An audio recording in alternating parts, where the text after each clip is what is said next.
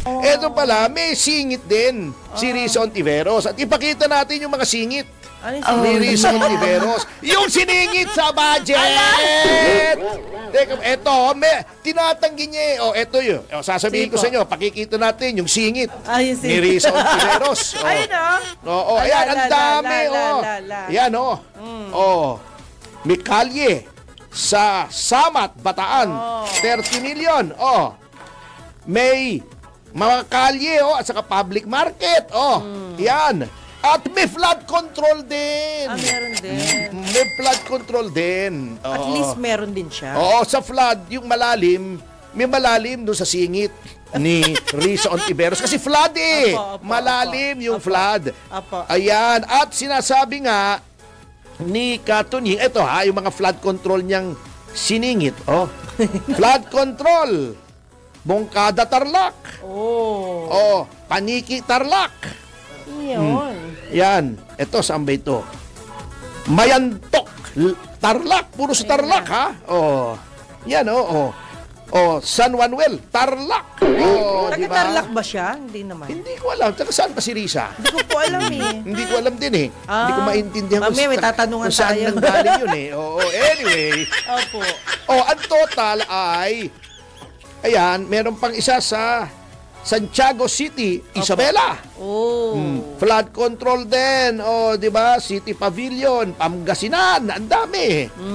Ang total ay 3 billion pala. More than 3 billion ang singit ni Risa Ontiveros. 3 billion? Oo, grabe pala ang singit ni Risa Ontiveros. Ngayon, ang sinasabi natin, hindi porket may singit, may insertion, masama na. Kasi nasa implementation yan. Kung tama naman ang pagkagawa, di malinis yung singit ni Senator Ontiveros. Kung may problema, hindi lang ni Senator, kahit sinong lahat naman daw meron eh. Ngayon, kung hindi maganda implementation ng kahit sinong mambabatas, di madumi yung singit. Yan. Ganun yun. Hindi naman porket may singit, may insertion, masama na. Ang dami namang tumatawa. Meron kasi, mabilis yung insertion. Ayan na. Yung iba, mahina ang insertion. Ay, sorry guys. Yun ang dapat tignan natin dito. Ibang klaseng singit pala to. Sorry. Anong singit na naman yun? Tinignan mo. Iyan ang mabigat dyan. Opo. Anyway, so yan ang problema. Katulad nito, ito na naman, kumana na naman tong, speaking of singit, from singit, punta tayong Sabah. Si Senator, Congressman na lang pala ngayon, Laila de Lima. Kala ko ba interparliamentary courtesy? Di ba, okay na nga yung budget nga ng Vice President. Pinatawa na naman again, buti naman ng interparliamentary courtesy, hindi na pinakialaman. Bumanat naman tong si De Lima. At alam naman natin, bumabawi lang ito. Ginagamit na naman yung kanyang kapangyarihan para sa sarili. Kasi daw, hindi pumunta si Vice President Sara o kahit sino sa Vice President's office para ipagtanggol yung budget. Tapos di ba? Ayan na yung budget di ba? Actually, there was a time dumating na di ba pinakita pa, bag-isa siya. Ano pa bang problema nitong si De Lima? Dinastify na niya. Ayan naman, nakikita mo naman, may sponsor na naman. Kumana ka na naman, yan naman sa committee, magbobotohan. Kung gusto mo, Laila, tanggalin mo na lahat ng budget ng VP. Ikaw naman tanggalin mo na lahat.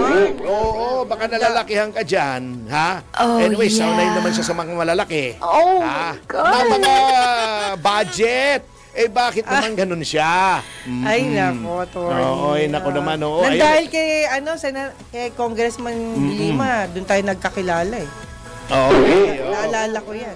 Masyadong maingay itong si Laila may naman dapat to binubusalo ng saging na saba para hindi masyadong maingay. Huwag naman. Favorite namin yun. Kaya nga, kumain na lang siya ng saba kaysa kung ano-ano sinasabi niya na walang kwenta naman Yun lang. Walang kwenta naman. So, ma'am, hindi ka nakakatulong. Hindi ka talaga nakakatulong. Kengkoy ka talaga, ma'am.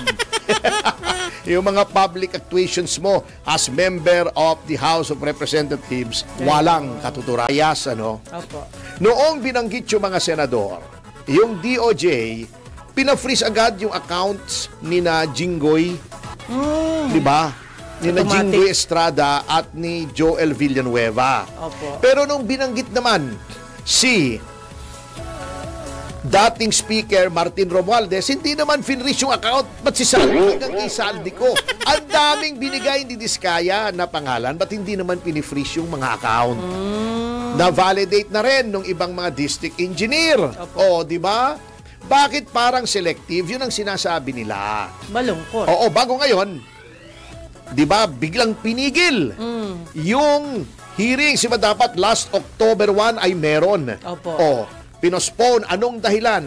Hindi pa daw ready yung ganito, hindi pa ready yung ganon. Ayun. Di ba yung Wednesday, dapat yun ay ipinatawag ni Senator JV.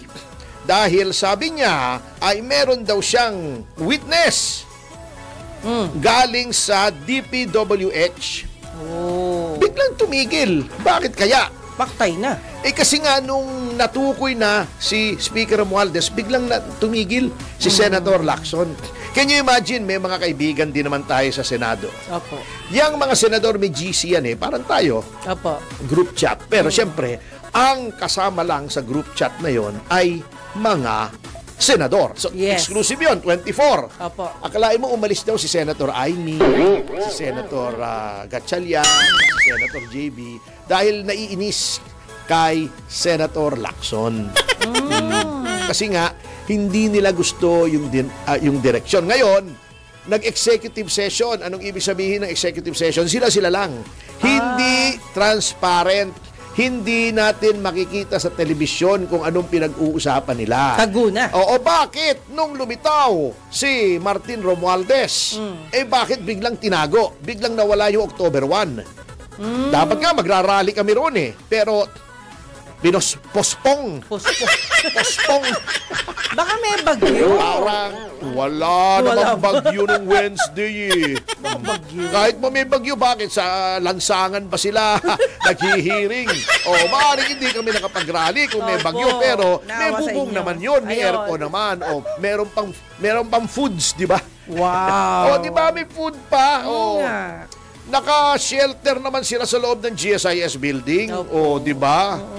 Bakit kinancel? Yun ang mga question na naglilipana ngayon sa isipan ng kapwa niya mga senador.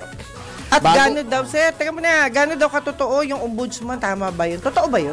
Hindi ko alam may balita na ba? Opo. Nasabi po. Hindi, wala pa akong nakikita Sa online lang, sa SOCMED. Huwag na hindi muna pa nating pwede. gawin na muna nating official na merong appointment. Oo, mahirap yung haka-haka Sabagay, Oo, ang sabagay. ibig kong sabihin, Tama kayo. yung bago ang nangyayari pa rito kay Lacson, ang sisisihin pa si Marcoleta. Kaya daw walang pinagtutunguhan. Umpisa pa lang daw ng magsesesyon, may distraction. May question. 3 minuto lang naman yung sinasabi ni Dante Marcoleta tungkol lang doon sa comment ni Lacson that goes to the very heart of his impartiality and lack of bias as Blue Ribbon Committee Chairman. Hindi masama yon. Karapatan ng isang senador, bakit mamasamain mo, di ba? It's a reminder. Oo. Ayun. Ang dapat ngayon, kung magbibitiw man si Senator Lacson, ay mag-ingat na sa ipapalit. Di ba? Opo. Kasi baka tuluyan ng mawala ng kredibilidad ang lahat ng investigasyon. Hindi lamang tong BRC. Yung sa House, wala na talaga. Wala nang naniniwala ron. Sila yun Ang mabigat, yung inaasahan ng taong bayan na magbibigay linaw dito, yung BRC ng Senado, yun pang kasama na nagtatakip sa mga membro ng House of Representatives. Nabibitin yung taong bayan Yung inaasahan, di ba, tuwan-tuwa tayo noon. Opo. Yung Independent Commission on Infrastructure. Nandun si Magalong. Opo. nawala na rin ang kredibilidad nung nawala si Magalong. Abago ang nag-explain pa kung bakit wala rin kredibilidad. yung idolo pagdating sa fashion. Claire, yung laging usbong yung manggas, di ba? Di ba? Okay. Kasinungalingan niya, sasabihin niya na chief advisor and lead investigator. After 1 week, sasabihin niya, hindi naman daw investigador. Huling-huli naman Bago ngayon, etong si Auntie Claire, hindi ko malaman kung sarili na niya ang pinagsasalita niya o Pangulo pa Kasi, kung ikaw ay spokesman, hindi sariling opinion mo, hindi sariling saloobin mo ang sinasabi mo, yung sa principal mo. Halimbawa ako, eto nga ang PDP, hindi nga party in power, nasa oposisyon. Ang chairman nga namin, wala sa pwesto. Si Chairman Alcusi, acting Chairman Alcusi. Bago ako magbigay ng pahayag, on behalf of the PDP as deputy spokesman, pinapa-aprubahan ko muna either sa dalawang boss ko dyan si Chairman Alcusi or si spokesman Raul Lambino. Yan. Kung wala silang approval, hindi ko pwedeng sabihin PDP. Kaya pag ako nagpe-press con, sinasabi ko, I'm not here as PDP spokesman. I'm here as a citizen. Pwede po sa akin yon sapagkat hindi po ako empleyado o opisyal ng gobyerno. Pero kung ikaw ay isang tagapagsilta ng Pangulo, katulad na si Yusek Auntie Claire, hindi ka na pwedeng magsalita ng iyong opinion kasi spokesman ka spokesperson ka ng Pangulo. Katulad yan, yun bang pagpatol mo na naman, Auntie Claire, kay Magalong? Yung sinasabi niyang names, yung sinabi kasi ni Magalong, I must have struck a nerve. Sinasabi ni Auntie Claire, sino yung nerve na yun? Yung ba talaga ipinatulan ni Pangulo yung statement na yun? Mema ka lang. Parang hindi ko alam Kasi si Pangulo, at alam mo, kritiko tayo niyan. But in fairness to him, yung mga ganyang maliliit na bagay, hindi pinapatulan Sinabi ni Magalong, I must have struck a nerve, kaya ayaw nila sa akin dyan. Sasagutin mo, yan ba yung pinasagot sa'yo ng Pangulo? Yan ba yung sinabi ng Pangulo? O pikon ka lang? O gusto mo lang magpa-cute? Na hindi ka naman cute. Nakakata-cute. Di ba? Hindi ganyan ang spokesperson ng Pangulo. Kung anong sabihin ng Pangulo, yun. Ba't nga nagkaganon? Katulad noon, eto, kaibigan natin yan, pero I took him to task. Noong spokesman, si Harry Roque, may sinabi siya tungkol sa kliyente ko na si dating Governor Joel Reyes, kasi dati magkalabang kami sa kaso, siya ay abogado nung kabilang panig. Kliyente ko si Joel Reyes. May sinabi siya tungkol doon na ganito, ganun daw. Sabi ko, siguraduhin mo muna, Attorney Roque, na yan ang sinabi ng Pangulo. Kasi kilala ko rin naman yung liderato noon Personal. At through channels, tinanong ko kung ang Pangulo ba ay galit doon kay Governor Joel Reyes, at sinabi hindi, wala naman daw pinasasabi sa yung ganyan. So sinabi ko, yan huwag ka magsalita, kako, na as spokesperson, gagamitin mo yung presko ng Malacanang para sabihin yung personal mong opinion as lawyer ng kabilang parte. Anti-graft yan. Di nag-back down siya. Ganun yan. Paiba-ibang sinasabi. Katulad nitong si Rizzo Ontiveros, di ba? Nabuking. Di ba? Wala daw siyang insertion. Di ba?